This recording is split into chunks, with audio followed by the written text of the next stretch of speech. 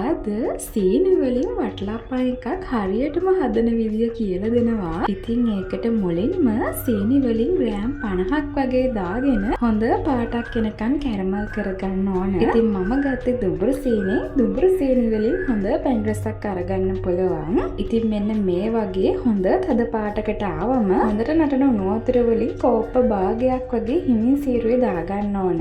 ඉතින් මේක හරි පරිස්සමෙන් කරගන්න ඕන. මොකද සීනි එක හොඳටම රත් වෙලා තියෙන්නේ. ඊට පස්සේ සීනි ටිකත් හොඳට දිය වුණාට පස්සේ මම කලින් ඉතුරු කරගත්ත සීනි ග්‍රෑම් 180වත් මේකට දාලා හොඳින් කලවම් කරගන්නවා. ඉතින් මේ සීනි ටිකත් හොඳට දිය වුණාට පස්සේ ලුණු කුඩු වලින් තේ හැඳි 4න් එකයි හොඳ උකු පොල් කිරි වලින් මිලිලීටර් 200කුයි දාගෙන එකටම බැදගත් එනසල් සහ කුරුඳු කුඩු ටිකක් හොඳට කුඩු කරලා මේකටම දාගන්නවා. ඉතින් මේ මිශ්‍රණය මෙන්න මේ වගේ හොඳට නරනකොට ලිපෙන් බාගෙන හොඳටම නිවෙන්න තියන්න ඕන. ඉතින් මේ අතරේ මම බිත්තර 6ක් අරගෙන ඒකටම වැනිලා වලින් තේ හැඳි 2ක් වගේ දාගෙන මේ මිශ්‍රණය හොඳට ගසා ගන්නවා. මෙන්න මේ වගේ සාමාන්‍ය ගානකට පෙනාවනම් ඇති. ඊට පස්සේ අර කලින් හදාගත්ත හොඳට නිවුණු මිශ්‍රණය ටිකෙන් ටික දාගෙන හොඳින් කලවම් කරගන්න ඕන. ඊට පස්සේ පුළුවන් වටලප්පම් මිශ්‍රණය දාගන්න භාජනයේත් හොඳට බටර් ටිකක් ගාගෙනම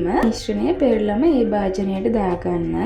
පස්සේ වතුර එකක් ලිපේ තියලා ඒක හොඳට නරනකොට මේ වගේ ස්ටීමරයක් ඒක උඩින් තියාගෙන වටලප්පම් මිශ්‍රණය තියලා මේ වගේ හොඳින් වහලා පැයක් වගේ හොඳට ස්ටීම් කරගන්න ඕන. මෙන්න මේ වගේ හොඳට ස්ටීම් වුණාට පස්සේ වටලප්පම් එක හොඳටම නිවෙන්න තියලා ෆ්‍රිජ් එකේ පැය 3-4ක් වගේ තියලා අරගන්න. එතකොට තමයි මේ වටලප්පම් එක හරිම රස තියෙන්නේ.